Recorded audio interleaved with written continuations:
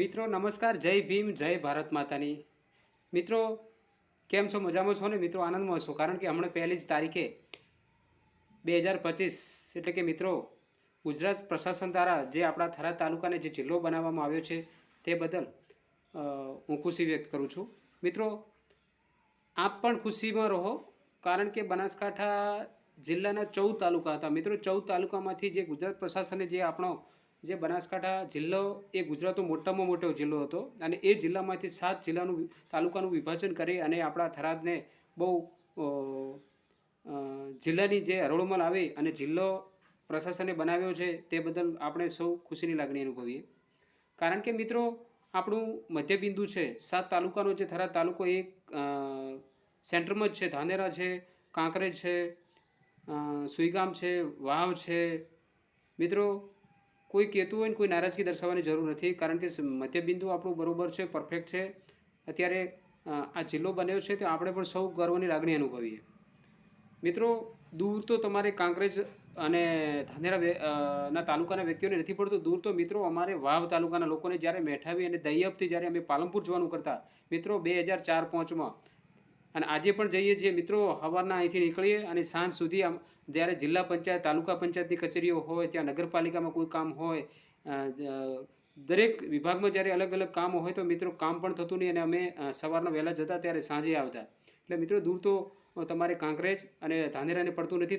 થરાદ મધ્યબિંદુ સેન્ટર છે. ગવર્મેન્ટે જે નિર્ણય લીધો છે તટસ્થ લીધો છે. મિત્રો કોઈ નારાજગી ન દર્શાવો, અને થરાદ એક વિકસિત જિલ્લો બને એવી સૌ આશા રાખીએ. કારણ કે થરાદમાં પણ જૂની કાર્યરત કચેરીઓ છે, પ્રાંત કચેરી છે, પોલીસ સ્ટેશન છે, આરટીઓ કચેરી છે, નિગમની કચેરીઓ છે. મિત્રો ઘણી બધી કચેરીઓ બની રહી છે. સારું ગવર્મેન્ટ તરફથી હમણાં જ 2 વર્ષ, 1.5 થી 2 વર્ષ આસપાસ હમણાં જે ગવર્મેન્ટ તરફથી જે શંકરભાઈ માનનીય અધ્યક્ષ શ્રી સાહેબના હાથે જે ડિજિટલ યુગ કહેવાય, આ ડિજિટલ યુગમાં જ્યારે સરકારી હોસ્પિટલ અત્યાધુનિક બની રહી છે મિત્રો, એટલે ગર્વની લાગણી અનુભવો.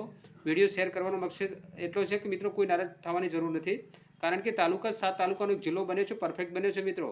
અને આવનારો સમય આપણા તમામ કામો, કચેરીઓ કાર્યરત થશે. હજુ નવી કચેરીઓ પણ બનવાની છે, કારણ કે માનનીય અધ્યક્ષ શ્રી શંકરભાઈ ચૌધરી સાહેબે કીધું હતું કે આપણે હજુ 40 થી 50 કચેરીઓ પણ બનવાની છે. અને જ્યારે કચેરીઓ બનશે 25 થી 28, 30 સુધી, એટલે તમામ કાર્ય સરળ રહેશે. લોકોની સુખાકારી માટે જિલ્લો એ પરફેક્ટ જિલ્લો બન્યો છે મિત્રો. વિડીયો શેર કરું છું, કોઈ એવું ન દર્શાવતા. હું પણ રાજી છું, કારણ કે હું તો વાવ તાલુકામાં આવું છું, પણ મારો પણ તાલુકો વાવ હતો અને નજીક જ મારો જિલ્લો બન્યો છે થરાદ, એટલે આપણે પણ ગૌરવની લાગણી, હું પણ ગૌરવની લાગણી અનુભવું છું. એટલે આ વિડીયો શેર કરું છું. કોઈ નારાજગી દર્શાવો નહીં મિત્રો. બહુ ખુશીથી રહો. આપનું કામ અને અત્યારે પરફેક્ટ થશે, કારણ કે અત્યારે ડિજિટલ યુગ ચાલી રહ્યો છે. કેન્દ્ર પર મોદી સાહેબની સરકાર છે, ગુજરાતમાં પણ ભાજપની સરકાર છે, અને અત્યારે ડિજિટલ યુગમાં સાધનની પણ ઘણી બધી સુવિધાઓ થશે. એટલે કોઈ ચિંતા ન કરો, અવર જવરમાં બહુ પરફેક્ટ રહેશે. અને બનાસકાંઠા જિલ્લામાં પાલનપુર જ્યારે જિલ્લો હતો ત્યારે ત્યાં 14 તાલુકાના લોકો દૂર દૂરથી આવતા હતા. ત્યાં કામ તમારું ઘણા લોકો આવતા હતા, ત્યાં કામ તમારું થોડુંક ઓછું થતું છે. પણ અહીંયા નવો જિલ્લો બનશે એટલે તમામ કચેરીઓ કાર્યરત થશે, તમામનું કામ પરફેક્ટ થશે. એટલે કોઈ ચિંતા ન કરો, કોઈ નારાજગી ન કરો. અને જિલ્લો બન્યો છે, પરફેક્ટ બન્યો છે. ગુજરાત સરકારનો આપણે ખૂબ ખૂબ આભાર માનીએ એવી આશા સાથે. અસ્તુ. જય ભારત માતાની. વંદે માતરમ.